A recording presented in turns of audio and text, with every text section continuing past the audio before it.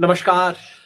गर्मी के झुलसते हुए दिन में जब शाम को अचानक काले बादल आएं और चार बूंद पड़ जाएं, तब जैसा महसूस होता है वैसा ही आज महसूस हुआ। अंधेरे गुफा में जैसे एक टिमटिमाती हुई सी रोशनी दिख गई। आज 3 दिन की सुनवाई के बाद सुप्रीम कोर्ट ने बिहार में एसआईआर के मामले में अपना अंतरिम आदेश, या यूं कहूं तो अंतरिम आदेश का पहला टुकड़ा, पहला मुखड़ा सुनाया है। लेकिन इस छोटे से पहले मुखड़े में ही जो संदेश हैं इतने गहरे हैं और इतना सुकून देने वाले हैं। पिछले 1.5 महीने से मैं सब कुछ छोड़ के इस पे लगा हुआ था। लोग कह रहे थे पागल हो, लगे रहते हो, क्या होगा इस चीज से, तुम्हारे अकेले करने से क्या होगा। लेकिन साथी जुड़े, काम हुआ और बीच बीच में लगता था कि पता नहीं कुछ निकलेगा भी या नहीं।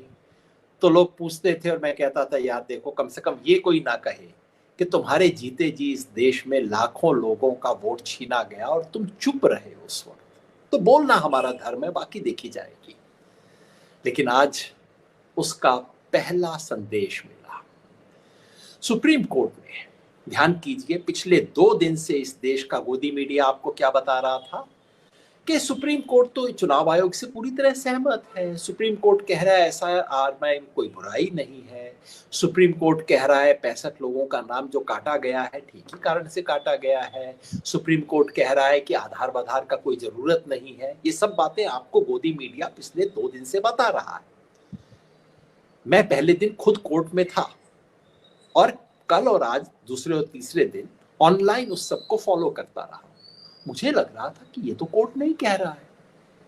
आज जब सुनवाई का पहला हिस्सा पूरा हुआ तो कोर्ट ने अंतरिम आदेश दिया। ये समझ लीजिए क्या है क्या नहीं है।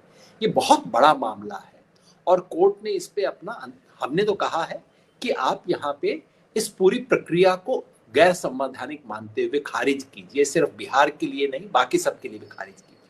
सुप्रीम कोर्ट ने फिलहाल उस सवाल को साइड में रख दिया, कहा है कि हाँ इस पे जो गौर करेंगे लेकिन अभी इस पे निर्णय नहीं देंगे।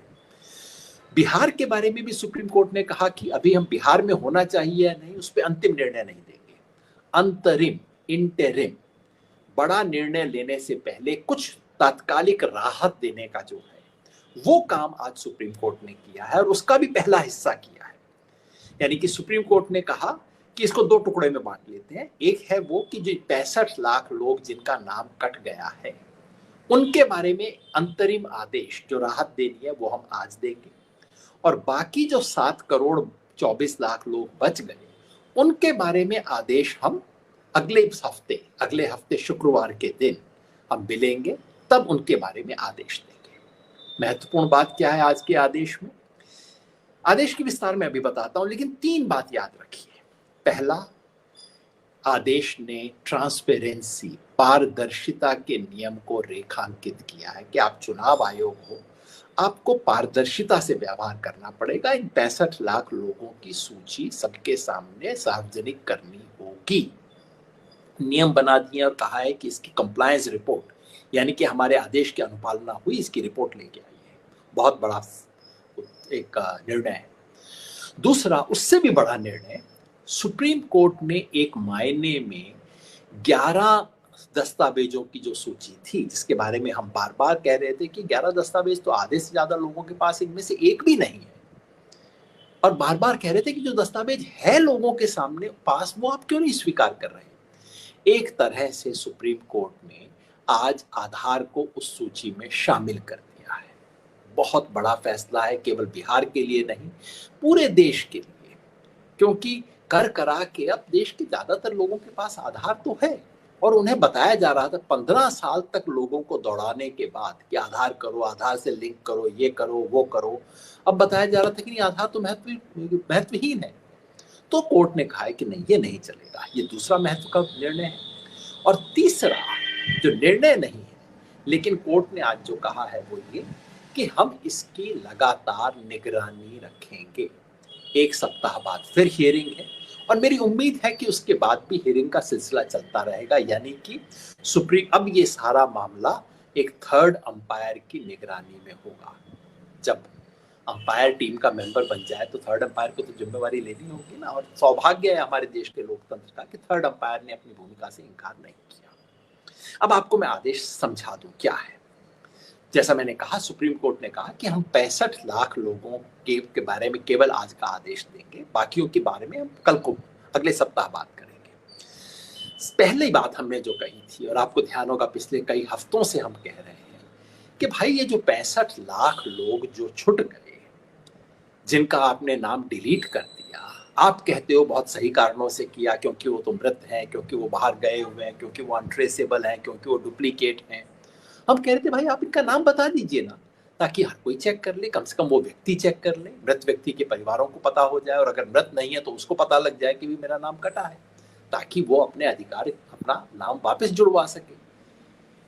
चुनाव आयोग इससे कतई इंकार कर रहा था। झक मार के 7-8 दिन पहले प्रशांत भूषण सुप्रीम कोर्ट दोबारा गए, केवल इसलिए कि भाई ये आंकड़ा तो दिलवा दीजिए, हम आपके सामने क्या तर्क लेके आएंगे अगर ये आंकड़ा भी हमारे पास नहीं होगा।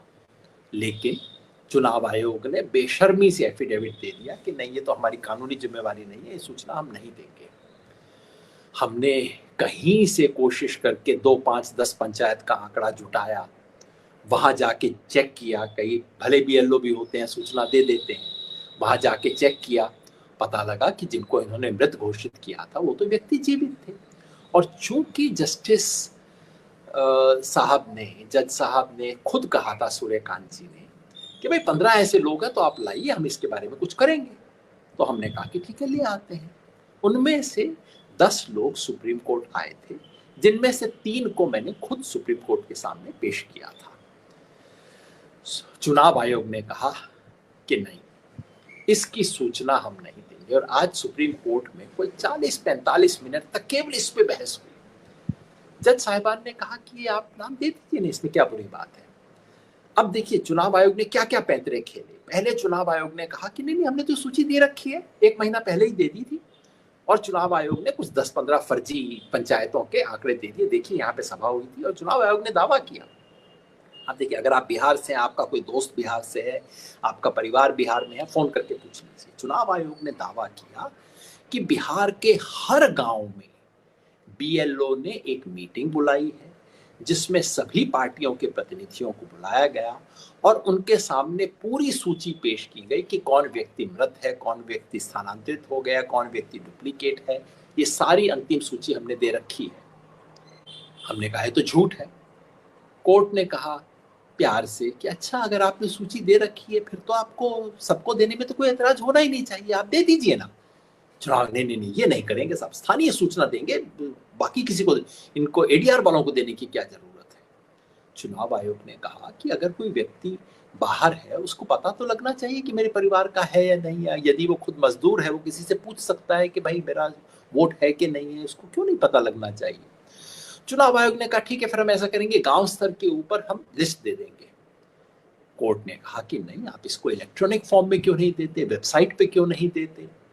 चुनाव आयोग ने कहा कि अगर वेबसाइट पे दे देंगे तो प्राइवेसी का उल्लंघन हो जाएगा। देखिए क्या क्या कुतर्क देते हैं, प्राइवेसी का उल्लंघन, और कहीं से कोर्ट का जजमेंट ले आए कि साहब इससे तो प्राइवेसी का उल्लंघन हो जाएगा। मतलब 7 करोड़ 24 लाख लोगों के नाम सीईओ की वेबसाइट देने से प्राइवेसी का कोई उल्लंघन नहीं हुआ, जो आज भी पड़े हैं, होने चाहिए हैं। लेकिन 65 लाख लोग, जिसमें से 22 लाख मृत लोग हैं चुनाव आयोग के हिसाब से, उनकी प्राइवेसी का उल्लंघन हो जाएगा अगर आपने कह दिया कि भाई ये इन लोगों का नाम इस कारण से कटा है। खैर, इस कुतर्क का भी मुकाबला हुआ। फिर चुनाव आयोग ने कहा अच्छा, हम ऐसा करेंगे, जिला स्तर पे दे देंगे, जिला डिस्ट्रिक्ट इलेक्शन ऑफिसर जो कि डीएम हुआ करता है, हम डिस्ट्रिक्ट इलेक्शन ऑफिसर की वेबसाइट के ऊपर ये लगा देंगे बूथ वाइज। मुझे लगा इसमें कोई खेल है। फिर हमारे साथियों ने कहा पहली बात तो वहीं पे देख के बता दिया कि साहब डिस्ट्रिक्ट इलेक्शन ऑफिसर की तो कोई वेबसाइट है ही नहीं बिहार में, 38 जिलों में एक भी वेबसाइट नहीं है। तो सुप्रीम कोर्ट ने कहा नहीं है तो बना देंगे, इनको आदेश देते हैं कि तुरंत ये काम करें। ये इन्होंने नहीं। फिर उसके बाद हमने कहा कि चलिए बना तो देंगे, पर हमने कहा हम तो सबसे साधारण चीज मांग रहे हैं भाई, जो चुनाव आयोग के लिए सबसे आसान काम है, चाहे तो अगले 2 घंटे में चुनाव आयोग ये कर सकता है। यानी कि सीईओ बिहार के मुख्य निर्वाचन अधिकारी की वेबसाइट है जिसपे ऑलरेडी 243 बूथों की कॉन्स्टिट्यूएंसीज के वोटर की लिस्ट पड़ी हुई है। हमने कहा उसके बगल में आप ये भी दे दीजिए कि इस कॉन्स्टिट्यूएंसी में जो लोग जिनका नाम कटा है वो उनका नाम ये है और उसके कारण दे दीजिए। चुनाव आयोग ने कहा नहीं, ये नहीं देंगे। तो अंततः सुप्रीम कोर्ट को दबाव दे के ये बात कहनी पड़ी कि ये आपको करना पड़ेगा। अब देखिए, इस देश की संवैधानिक संस्था है जिसे अपने आप ही चीज देनी चाहिए थी। भाई, किस बात का डर है आपको? अगर आप एक संवैधानिक संस्था हो, अपना काम ठीक से कर रहे हो, आपको सूचना छुपाने की क्या जरूरत है? आपका तो पहला दायित्व होना चाहिए। सूचना का अधिकार कहता है कि हर पब्लिक इंस्टीट्यूशन को जहां तक संभव हो हर सूचना को सार्वजनिक अपने आप करना चाहिए, प्रोएक्टिव डिस्क्लोजर होना चाहिए। चुनाव आयोग के अपने नियम, जज साहब ने उनको याद दिलाया कि भाई आपकी गाइडलाइन बुक में लिखा हुआ है कि अगर किसी व्यक्ति का नाम कटता है तो उसको हर संभव पब्लिसिटी दी जानी चाहिए। तब जाके चुनाव आयोग माना कि ये करेगा। माने नियत ठीक नहीं, मानना तो पड़ा, नियत ठीक नहीं थी। बहुत बड़ा संकेत है इसलिए क्योंकि अगले सप्ताह दूसरा सवाल आएगा कि ये जो 7 करोड़ 24 लाख लोग हैं उनमें एक छुपी हुई तलवार उनके सर पे लटक रही है। बीएलओ ने ये लिख के दिया है काफी लोगों के बारे में कि वो तो उनका नाम रिकमेंडेड नहीं है, मतलब उनका फॉर्म अपलोड कर दिया है लेकिन साथ में नीचे लिख दिया है नॉट रिकमेंडेड, मतलब ये नाम तो अपलोड कर रहा हूं लेकिन इसका नाम वोटर लिस्ट में होना नहीं चाहिए। हमें पहले पता नहीं था, बाद में पता लगा। मैंने सोचा ये औपचारिकता होगी, किसका कटेगा। लेकिन बाद में जब आंकड़े पता लगे जो कि प्रशांत भूषण ने कोर्ट के सामने पेश किए, उससे पता लगा कि 2 जिलों में 10 और 12%, दरभंगा में 10.6% लोगों के नाम के आगे कांटा लगा हुआ है, मतलब नॉट रिकमेंडेड लगा है, और कैमूर में 12.6% लोगों के नाम के आगे नॉट रिकमेंडेड है। अभी तो पता नहीं किशनगंज, अररिया और पूर्णिया में क्या स्थिति होगी, हम नहीं जानते। बार बार पूछा कि भाई आप इसका आंकड़ा दे दो ना, चुनाव आयोग चुप।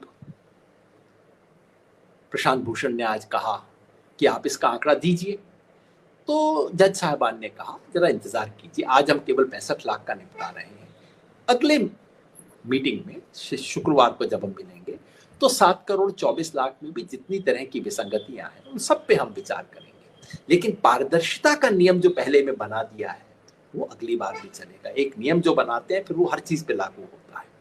ये बहुत बड़ी विजय हुई है आज। दूसरा सवाल आधार का। याद रखिए, पिछली बार सुप्रीम कोर्ट ने कहा था कि आधार, एपिक कार्ड और राशन कार्ड, सुप्रीम कोर्ट ने सुझाव दिया था चुनाव आयोग को कि आप तीनों को मान लीजिए। चुनाव आयोग ने हलफनामा दे दिया, हम नहीं मानेंगे। एपिक कार्ड उन्होंने कहा, और ये तर्क सही था, उन्होंने कहा कि देखिए अगर एपिक कार्ड है, जिस व्यक्ति का नाम एसआईआर से पहले वोटर लिस्ट में था हर एक का एपिक कार्ड था, इसका मतलब है केस तो अपने आप ही निपट जाएगा अगर हम हर एक एपिक कार्ड को देने लगे। तो इसलिए केस अगर आपने तय करना है तो कृपया ये तो आदेश मत दीजिए। वो बात समझ आती है, इस पे सुप्रीम कोर्ट को तय करना है। राशन कार्ड के बारे में उन्होंने तर्क दिया कि राशन कार्ड यहाँ फ्रॉडुलेंट बनते हैं, झूठे बनते हैं। और उसमें सवाल तो ये भी बनता था कि साहब रेजिडेंस सर्टिफिकेट भी झूठा बनता है, डॉगी बाबा के नाम पे, ट्रैक्टर बाबा के नाम पे, सोनालिका ट्रैक्टर, डोनाल्ड ट्रंप के नाम पे सब कुछ बने थे। लेकिन सुप्रीम कोर्ट ने आज उसको नहीं उठाया, केवल आधार का सवाल उठाया। कोर्ट ने पूछा मान लीजिए कोई व्यक्ति है जिसके पास कोई और दस्तावेज आपका नहीं है, केवल और केवल आधार है, क्या वो व्यक्ति अप्लाई नहीं कर सकता? आपके क्लेम एंड कंप्लेन वाला जो हिस्सा है, अभी जो स्क्रूटनी हो रही है, चुनाव आयोग को स्वीकार करना पड़ा कि हाँ ये हम इसको स्वीकार करेंगे। तो सुप्रीम कोर्ट ने जो आज आदेश दिया है उसमें लिखा है इस 65 लाख, क्योंकि पूरा आदेश जो है 65 लाख के बारे में है, और इसके बारे में जो शब्दावली है वो शब्दावली केवल 65 लाख की नहीं है। क्यों ये मैं इसलिए स्पष्ट कर रहा हूँ क्योंकि कई टेलीविजन चैनल पे चल रहा है कि सुप्रीम कोर्ट ने कोई आदेश आधार के बारे में दिया नहीं है। कोर्ट ने तो केवल जो 65 लाख लोग हैं उनके बारे में आदेश दिया है कि इन लोगों को वो मिलेगा, इन लोगों के लिए आधार मान्य होगा। ये हास्यास्पद बात है ये कहना, मैं इसलिए पंक्ति ढूंढ रहा हूँ कि आपको पढ़ के सुना दूं। कोर्ट ने बिल्कुल लिखा है स्पष्ट रूप से कि आधार के बारे में कोर्ट के आदेश में स्पष्ट रूप से बताया गया है कि इसके बारे में लिखा जाएगा, हाँ, in the public notice it shall be expressly mentioned that the aggrieved person may submit their claims along with a copy of their Aadhaar card. मतलब आधार, अगर आपके पास और कुछ नहीं है, केवल आधार कार्ड है, तब भी इन 65 लाख में से कोई भी व्यक्ति अपना दावा कर सकता है। तो चैनल कह रहे हैं केवल 65 लाख के लिए, भाई ऐसा नहीं है। कोर्ट ने अगर ये कह दिया है कि आधार उनके लिए मान्यता होगा, तो कोर्ट ये थोड़ी कहेगा कि जो मरे हुए थे उनका तो आधार माना जाएगा लेकिन जो जीवित है उनका नहीं होगा, जो लिस्ट में नहीं थे उनका तो आधार मान्य है लेकिन जो लिस्ट में है उनका आधार मान्य नहीं होगा। ऐसा नहीं होने वाला। तो फॉर ऑल प्रैक्टिकल पर्पसेस, अगर आप मोटी बात समझें और कानूनी दावपेच से बाहर रहें, तो कोर्ट ने बहुत बड़ा आदेश दिया है। वो ये है कि आधार, ये जो 11 की लिस्ट है उसमें आधार को जोड़ दिया है। बाकी और चीजें जोड़ेगा नहीं, हम जानते नहीं, लेकिन एक तरह से समझिए अब आधार इसके लिए अनिवार्य हो गया है। और ये होने के बहुत बड़े इम्प्लीकेशन है, क्योंकि बार बार हम कह रहे थे देश की आधी आबादी तो बाहर निकल जाएगी वोटर लिस्ट से, लेकिन आधार सबके पास है। सबका मतलब 90% के पास है। तो एक एक व्यक्ति की समस्या नहीं सुलझेगी, और जिसके पास आधार नहीं है उसको भी पूरा अधिकार होना चाहिए इस देश में वोट देने का, क्योंकि वोट देने का अधिकार आपके जन्म और स्थान, इन दो से संबंधित है और किसी चीज से संबंधित नहीं है। ये सुप्रीम कोर्ट का ऑर्डर है, देख रहे हैं, क्योंकि आज शाम को अपलोड हो गया था ऑर्डर, और मैं जिसका जिक्र कर रहा था वो इसका पॉइंट नंबर 7 जो दूसरे पेज पे आप देख रहे हैं। तो ये पूरा जो मुख्य आदेश है, पूरा मुख्य आदेश इसके अंदर है, जो कि स्पष्टतः बताता है कि क्या क्या किया जाएगा। और देखिए जो अंतिम बात है वो ये है, Election Commission of India shall obtain a compliance report from all the booth level officers and district election officers and place it on record as a collated status report। तो बिल्कुल स्पष्ट रूप से सुप्रीम कोर्ट ने आदेश दिया है कि ये करेंगे और इसकी अनुपालना की आप रिपोर्ट हमारे को देंगे। बहुत बड़ी बात है। तो ये दूसरी चीज हुई है, और मुझे लगता है कि इसका स्पष्ट इम्प्लीकेशन अगले हफ्ते वाली चीजों के लिए भी रहेगा। और तीसरी बात, कोर्ट ने 22 तारीख फिर फिक्स कर दी है और कहा है कि बाकी चीजों को हम 22 तारीख को देखेंगे। मुझे नहीं लगता कि 22 तारीख को भी कोर्ट कोई अंतिम आदेश देगा। 22 तारीख को केवल इस हिस्से को देखेंगे, यहाँ पे कोई विसंगतियां मिलेंगी तो उनको टाइट करेंगे, और फिर जाके फैसला होगा कि बिहार में इसको चुनाव से जोड़ा जाए या न जोड़ा जाए, और फिर फैसला होगा कि बाकी देश में किया जाए कि न किया जाए। लंबी लड़ाई है, लेकिन पहली सफलता मिली है। मैं बार बार ये बात कहता रहा, और मुझे सौभाग्य मिला कि मैं सुप्रीम कोर्ट में जज साहब के सामने अपनी बात को कह सकूं। उनका अधिकार था, वो कह सकते थे कि नहीं वकील बोलेंगे, तुम क्यों बोल रहे हो, लेकिन उन्होंने मुझे मौका दिया, मैंने अपनी बात को रखा और मैंने यही कहा कि ये बिहार की वोटर लिस्ट का मामला नहीं है, ये पूरे देश में सार्वभौम वयस्क मताधिकार, यूनिवर्सल एडल्ट फ्रेंचाइज, ये बचेगा या नहीं उसका मामला है। और इसलिए अगर हमें इसकी रक्षा करनी है तो यहीं पे ब्रेक लगानी पड़ेगी। यूनिवर्सल एडल्ट फ्रेंचाइज यूनिवर्सल बची रहे उसका खेल है, क्योंकि जो SIR है ये किसी बीमारी की दवा नहीं है, ये एक दवा के साथ जहर की पुड़िया भी है। जब पिछले हफ्ते राहुल गांधी ने वोटर लिस्ट जारी की, वोटर लिस्ट में फ्रॉड की सूचना जारी की, तो लोगों ने कहा देखिए तो राहुल गांधी ने कहा वोटर लिस्ट में गड़बड़ है, अब तो आप मान जाइए कि SIR की जरूरत है। नहीं भाई, गले में मेरा दर्द है, इसके आधार पे आप मत कहिए कि फिर गला काट रहे हैं तो आप क्यों विरोध कर रहे हैं, क्योंकि गला काटना गले की बीमारी का इलाज नहीं है। ठीक उसी तरह से वोटर लिस्ट में जो समस्या है बहुत पहले से भी है, अब राहुल गांधी कहते हैं अब बढ़ी है, चेक कर लीजिए, लेकिन SIR उसका इलाज नहीं है। आप घर घर जाके जांच कीजिए, घर घर जाकर, और जहां पे शक हो वहां दस्तावेज मांगिए, बिल्कुल इसका अधिकार है। अच्छी बात है, चुनाव आयोग पूरे देश में करना चाहता है, स्वागत होना चाहिए, चुनाव आयोग का अधिकार है, उसका कर्तव्य भी है। लेकिन इस दवा के साथ जहर की पुड़िया मत मिलाइए। जहर की पुड़िया क्या है? नंबर 1, हर व्यक्ति फॉर्म भर के दे, जो फॉर्म नहीं भरेगा उसका नाम ऑटोमेटिकली कट जाएगा। ऐसा कभी इस देश में 75 साल में नहीं हुआ है, और अगर आप ये करेंगे, गरीब का नाम कटेगा, अनपढ़ का नाम कटेगा, मजदूर का नाम कटेगा, औरत का नाम कटेगा। और दूसरी जहर की पुड़िया इसमें यह है कि हर व्यक्ति अपना प्रमाण दे। अपने नागरिक होने का प्रमाण दें। आज तक कभी नहीं मांगा गया, 2003 में नहीं मांगा गया था, कभी नहीं मांगा गया था। प्रमाण वो दे जिसके बारे में शक करने का कोई आधार हो, उससे प्रमाण मांगिए। आपको लगता है ये व्यक्ति भारत का नहीं, श्रीलंका का रहने वाला है, आप उससे कहिए हमें शक है, आप अपना प्रमाण दीजिए। लेकिन सारी पब्लिक से आप नहीं मांग सकते। अगर हिंदुस्तान के 100 करोड़ लोगों से आपने सर्टिफिकेट मांगने शुरू किए, जो सर्टिफिकेट आपने कभी दिए नहीं है उनको पिछले 75 साल में, उनके पास वो सर्टिफिकेट होने का कोई कारण नहीं है, अगर मांगने शुरू किए तो जो सबसे निचले तबके के 20-25 करोड़ लोग हैं वो छूट जाएंगे। ये जहर की पुड़िया है। इन दो जहर की पुड़िया को छोड़ दीजिए। आप गहन पुनर्निरीक्षण कीजिए, घर घर जाइए, जांच कीजिए, गलत नामों को निकालिए, झूठे नामों को निकालिए, विदेशियों को निकालिए, डुप्लीकेशन को खत्म कीजिए। बहुत अच्छी बात है, लेकिन उसके नाम पे ये जहर मत दीजिए। और अब तक जो प्रमाण आ रहे हैं वो दिखा रहे हैं कि इस दवा से बाकी तो भले ही मर गए, बीमारी नहीं खत्म हुई है। अभी भी बिहार में इतने डुप्लीकेशन की खबर आ रही है, इतने झूठे नाम आ रहे हैं, इतने मृतक लोगों के नाम लिस्ट पे आ गए हैं, तो आपने जहर भी दे दिया और बीमारी ठीक भी नहीं हुई। यही समस्या है। इस पे बात चलेगी, बात जारी रहेगी।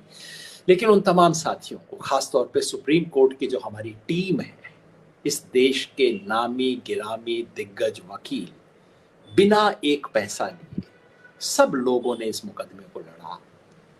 माननीय कपिल सिब्बल जी, डॉक्टर अभिषेक मनु सिंघवी, प्रशांत भूषण, गोपाल शंकर नारायण, शादान फरासत, वृंदा ग्रोवर और युवा वकीलों की एक नई टीम जिसने आज सुबह बहुत खूबसूरती से अपने तर्क रखे। इन सब लोगों को मेरा सलाम। अगर किसी का नाम भूल जाऊंगा तो माफ कीजिएगा। और बिहार में हमारी भारत जोड़ो अभियान की जो टीम है, शाहिद भाई, कामायनी जी, ऋषि भाई और उमेश भाई, उनके साथ जुड़ी हुई टीम, डॉक्टर राहुल शास्त्री और आशीष रंजन, इन लोगों ने मिलकर जितना शानदार काम किया, केवल इस उद्देश्य से कि इस देश के अंतिम व्यक्ति का वोट नहीं छीना जाना चाहिए। आप सबकी मेहनत को सलाम।